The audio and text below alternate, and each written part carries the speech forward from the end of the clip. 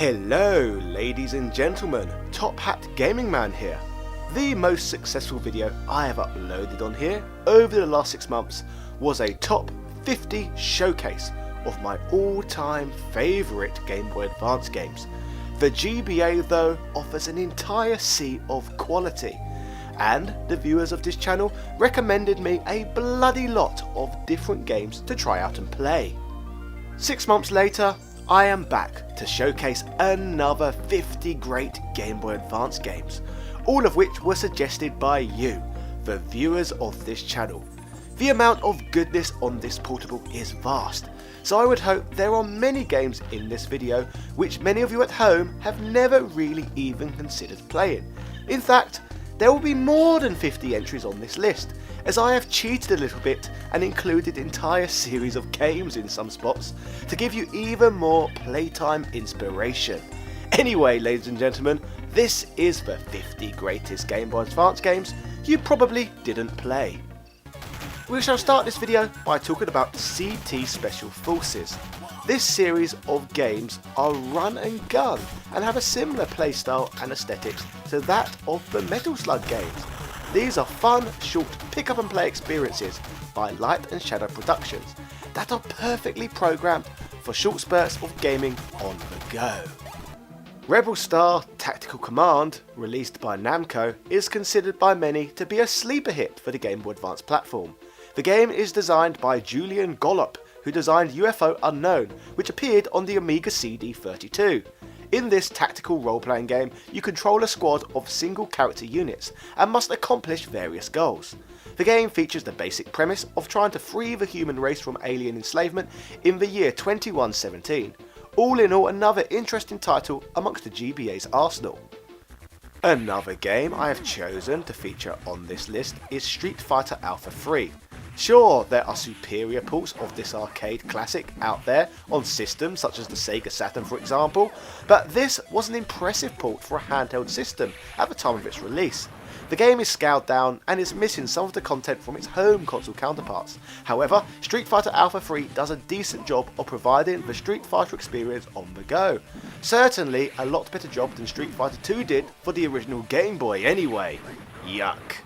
Ninja Cop, known as Ninja 5-0 outside of PAL regions, is an action platforming video game developed by Hudson Soft. The game mixes a perfect blend of combat and platforming while simultaneously paying homage to the many great ninja games of the 8-bit era. At the time of release, the game was critically loved by journalists everywhere. However, sadly, this never translated into making the game popular or resulted in many sales. Due to all of this, the game is amongst the most expensive and sought after on the GBA. Not long after talking about Alpha 3, I may as well mention Super Puzzle Fighter 2 Turbo, which I may add may be the most contrived name I have heard for a game since New Super Smash Bros. U Deluxe Edition. This game is yet another example of a Capcom arcade game seeing a decent port over to the world of handhelds. After all, high quality puzzle games have and always will be perfect experiences to play on the move. Think how much fun we all had with Tetris back in the day, for example. In my last GBA video, I included Final Fantasy IV and Final Fantasy VI, and many people were sad to see the exclusion of 5 from my list. Well, here it is on my new alternative top 50 list. Final Fantasy V has never quite reached the same level of popularity as 4 or 6, simply for, in my opinion, failing to see a release on the Super Nintendo in the West, full stop. The game features most of the same bells and whistles as the other two titles, and as a European who failed to see all 3 of these games released in his region on the SNES, I failed to see that much different with this game compared to the others. I suppose you could make a case for the story being slightly less memorable, but the music, battle mechanics and exploration are as good as ever. Drill Dozer is a top-notch action platformer released in the year 2005. Published by Nintendo but developed by Pokemon creators Game Freak. The game is one of only 2 titles that feature a built-in rumble pack into the cartridge on the platform. Throughout this game you play through 17 huge stages, chocked with obstacles, enemies and puzzles which force you to use your Drill Dozer's drill in a variety of different ways. Jill's Quest is a fantastic platforming game released in a time period where 3D gaming had a total stranglehold over home console gaming. so you could easily argue that this is one of the greatest 2D platformers from the time period. Tales of Fantasia is the first game of many in the classic Tales series of JRPGs. The original game featured exclusively on the Super Famicom in Japan, but was ported and translated to English for a worldwide release a few years later. Bearing in mind all the sequels this title has spawned, this JRPG by Wolf Team's influence is unquestionable. Some even proclaim this title to be the greatest role-playing game of all time on its release. All in all, it features many of the explorational and story tropes of the genre. However, its linear motion battle system sets this game apart. Basically, this means the fights take place on two-dimensional terrains that stretch wider than just a single screen, which really changes things up a little bit. It is really cool that this game finally saw a release outside of Japan on the Game Boy Advance. Game & Watch Gallery Advance, known outside PAL regions as Game & Watch Gallery 4, is, like its predecessors, a collection of mini-games that first featured on the early Game & Watch handheld devices. This addictive game features two graphical styles, one of which uses characters from the Super Mario Bros. Series, the other more in line with the look of the original Game & Watch titles. All in all, this features 11 different games and is very pick up and play on long train or plane journeys. The Mega Man Battle Network series debuted on the GBA, with a whole plethora of entries in the series. This RPG spin-off to the original Mega Man series takes place in a completely separate continuity, where computing itself advanced instead of robots. The series uses a hybrid action RPG card battle system. Battle screens feature 6x3 grids, with each character initially controlling half of the playing field, which can be modified by battle chips. The player must choose 30 chips, which act as a deck for each battle, and is refilled after each battle ends. The Battle Network series remains a cult favourite, however it does not appear to be mentioned heavily by the mainstream gaming media these days. The Game Boy Advance is the perfect platform for tactical role-playing games, and Final Fantasy Tactics Advance is another great game from this same genre in this list. In this game, the player assembles a clan of characters and controls their actions over grid-like battlefields. Players are mostly free to decide the classes, abilities and statistics of their characters. The game is widely regarded to feature an outstanding combination of music, graphics, gameplay and storyline, all in all making this title an undersung classic. Dragon Ball Advance Adventure is a game that lets us play through the events of the original Dragon Ball anime. The game features a number of different play modes and 30 different playable characters. The meat and potatoes of this game is the story mode, which featured side-scrolling platforming, beat-em-up stages, Nimbus shooter stages, and one-on-one fighter-style stages against bosses. In just this play mode alone, this game really mixes things up, and does a great job of covering the entirety of the anime story. To be honest, I am not really sure why this game does not get more praise, particularly when you take into account how popular this franchise is. Final Fight 1 for the GBA was developed by Suntech and released in 2001. Characters and background designs are lifted from the SNES version of the game rather than the arcade. However, in this version, you can play as all three characters. The industrial area is also reinstated, that was absent from the SNES rendition. The Street Fighter Alpha 3 renditions of Cody and Guy are also featured as hidden playable characters, and the maximum number of on-screen enemies was increased. All in all, this is a rather unique version of the classic arcade beat-em-up, another decent job by Capcom. Believe it or not, there is an entire trilogy of decent undersung Spyro games on the Game Boy Advance platform. People never shut up about the PlayStation trilogy, but rarely talk about the offerings on the handheld Nintendo platform. All three of these games are decent affairs and offer interesting isometric gameplay. The games consist of releasing fairies from their prisons and progressing from realm to realm to defeat Grendor. Give these games a chance, as they are a breath of fresh air in the world of platforming. Capcom's traditional role-playing games, Breath of Fire and Breath of Fire 2 for the Super Nintendo, can also both be experienced on the Game Boy Advance. Whilst critically acclaimed, both of these can sometimes be overlooked amongst a high level of great JRPG competition on both the SNES and GBA alike. These grindy fantasy games are really the perfect experience to play on the go, as you fight your way through these turn-based adventures. Thinking about the GBA, it probably has the greatest selection of strategy RPGs out on any handheld gaming console ever, and Shining Force Resurrection of the Dark Dragon just continues to add to this legacy. This game is a full-on remake of the first Shining Force game for the Mega Drive, which was the first game from this genre to appear on a Western games console, beating Fire Emblem to the punch in our own culture. Amongst the updates includes free cartridge saves, a new battle card system, and new art and updated graphics. The Boktai Trilogy is a series of action-adventure role-playing video games released by Konami.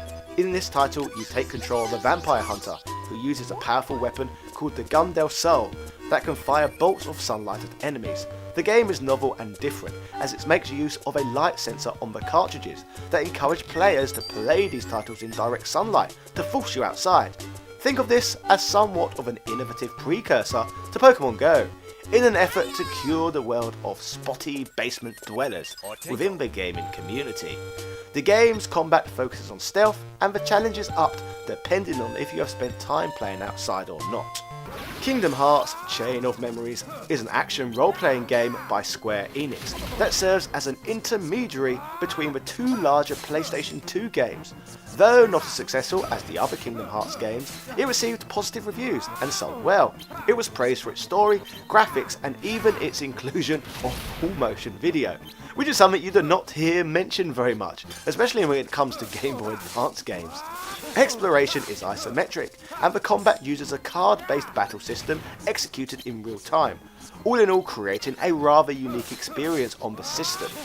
Lady Seer is a platforming game with action and adventure elements that features a beautiful art style. The game features a good balance of standard platforming paired with final fight-like combat. Further to this, the game is scattered with puzzle elements to keep you on your toes, which mixes up gameplay elements even further. At one point in time, a sequel was planned, but this was never to be due to an overall lack of interest. Monster Rancher Advance, like the title suggests, revolves around creating, raising and fighting monsters. This game is often rather unfairly compared to Pokemon, however the Monster Rancher series handles quite differently, as these games are basically animal breeding simulators. In the game you take the role of a breeder, and must raise monsters, train them, keep them healthy, exercise them, and maximise their abilities before they meet their untimely Tamagotchi-like demise. However, ultimately though, you do battle them, which I guess is where the Pokemon comparisons come in. Tactics Ogre, the Knights of Lodis, is even more tactical role-playing gold, which can be found amongst the GBA's library. In this game, published by Atlas, the player takes part in party-based tactical combat on an isometric playing field. Characters can be hired or acquired in combat, and there are interchangeable classes and a wide array of weapons, equipment and magic spells. It really does seem like the GBA is the system to have for tactical based fun. Bomberman Tournament, known as Bomberman Story in Japan, can be celebrated due to the fun and simple gameplay which overall the Bomberman series is famous for. However, the game has an extremely unique twist which separates it from a Bomberman pack. In fact, that it is a full-blown Bomberman RPG. This is the Bomberman RPG no one wanted nor asked for. However, despite all of this, the game works pretty well. The action RPG genre and Bomberman actually blend fairly well, partially due to the fact that traditionally they are both 2D top-down affairs. Zone of the Enders, The Fist of Mars, eh? You will never guess what genre this title belongs to. Yes, that's right, another bloody tactical role-playing game. There are just so many on here worth a play. In this game, published by Konami, you control various mecha, which perform attacks, optimizing different abilities to exploit your enemy's weaknesses. Missions are varied, from protecting targets to destroying your combatants. Pokemon Mystery Dungeon is not the first GBA Pokemon game most people would think of when it comes to the Game Boy Advance. The Mystery Dungeon games vary from the traditional entries in the series, as the player assumes the role of an actual Pokemon, rather than as the trainer for a change. Gameplay is based on the classic roguelike game, with the player navigating the randomly generated dungeons with their Pokemon team. Movement and actions are turn-based, and the player can use basic attacks, Pokemon moves, and items. Overall, this is not your typical Pokemon-related experience. DK King of Swing is an often forgotten game starring Donkey Kong. In this game, DK Rule declares himself the jungle hero in a similar scenario to that of Bluster the Benevolent from the amazing Donkey Kong Country TV series. In this game you puzzle and jam your way through a number of play modes, swinging from various pegboards to progress. The game has a great roster of characters allowing you to play as DK, Diddy, Dixie, Funky, Wrinkly and even King K. Rool himself. And this was in the pre-Smash Bros. Ultimate days. Prince of Persia: The Sands of Time is one of the most striking looking platforming games in the entire GBA library. The game may share its title with its living room console counterpart, however, this game is a throwback to the Prince of Persia gameplay styles of old. This title though mixes things up a tad more than the classics by including welcome swashbuckling combat elements. All in all, another underrated game. I am sure all of you have probably played House of the Dead by Sega, but what about Pinball of the Dead by Sega? Remember Pokemon Pinball? Well, this game is the House of the Dead equivalent, with of course House of the Dead themed tables. The game has 3 tables based on locations from the games. The player launches the ball into the tables via the skill shot, where a crosshair moves onto a zombie and bonus points can be earned by successfully hitting a zombie. There are also a range of bosses to defeat to mix up gameplay further in this rarely talked about title. Shining Soul 2 is an action RPG developed by Nextech and published by Sega. The game is both a sequel to Shining Soul and a spin-off within the Shining Force series. Through this game you can crawl through dungeons and hack and slash in a similar way to that of Diablo. In this adventure you make your way through a number of different dungeons with an accompanying storyline to tie the whole experience together. In SigmaStar Saga, published by Atari, you explore an overworld in a hybrid science fiction role-playing game space shooter. However, obviously, and more importantly, you play through a number of shooter stages. These side-scrolling shooter portions of the game were encountered as random battles, in a brisk change of pace from other titles that displayed these sort of gameplay elements and tropes. As expected, this is amongst the most unique games on the GBA. Double Dragon Advance is a remake of the 1987 arcade classic Double Dragon game. However, the game also includes elements from both the sequels and the home console variants of the title. All in all though, Bimmy and Jimmy are back in more classic side-scrolling beat-em-up fun, and this is another decent addition amongst the cornucopia of combat-focused Double Dragon adventures. Tokyo Extreme Racer stands out amongst the Game Boy Advance's library as it features 3D polygons as opposed to the 2D aesthetics found in most games. Sure, the game doesn't even look to be on the Sony PlayStation's level in terms of 3D graphics, but it is interesting to see this attempted at all on the platform. Tokyo Extreme Racer is a decent game, but all in all it is the graphics in this game which makes it most intriguing. Whilst in the realms of 3D on the GBA, we also got Killer 3D Pool, which once again is a departure from the usual graphical style of the system. As the title suggests, this game is of course a pool title rendered in 3D, and it is a decent one at that. I seriously doubt Killer 3D Pool is a game many would put in their essential top games to play on the platform, but if you fancy playing a little bit of pool on the go, in 3D, then Killer 3D Pool is definitely the game for you. If we think of the GBA, Fighters is not the first genre of games many of you would think of, but as demonstrated by Street Fighter Alpha 3 earlier, fun is to be had when it comes to these sort of games on the system. King of Fighters EX Neo Blood gives you a great portable King of Fighters experience and arguably eclipses the entries of the series which can be found on the Neo Geo Pocket Color. SNK fun on the GBA is often forgotten about. Everyone talks about the Kirby's Dream Land games found on the original Game Boy, but Kirby and the Amazing Mirror for the Game Boy Advance rarely seems to crop up on people's radars.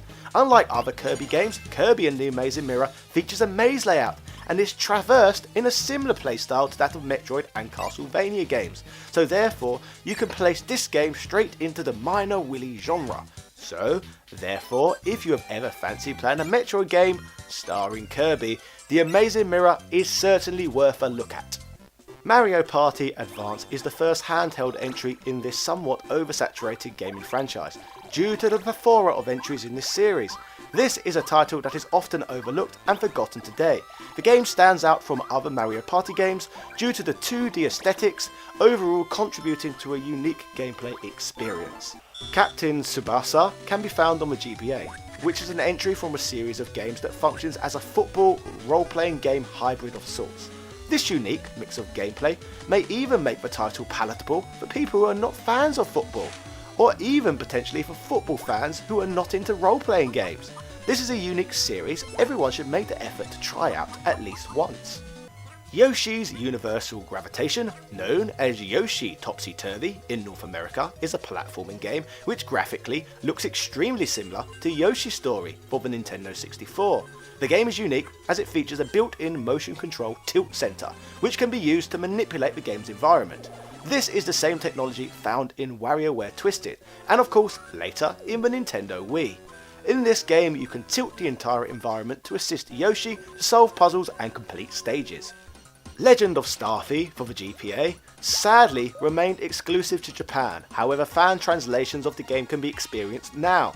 The game consists of mostly platforming, and Starfy can run, jump and execute spin attacks. As expected, you play through multiple stages and defeat bosses at the end of each level. It is really hard to see why this would have failed to release outside of Japan. My only inference is perhaps it is just too cutesy, however that has never really stopped Kirby and others coming here.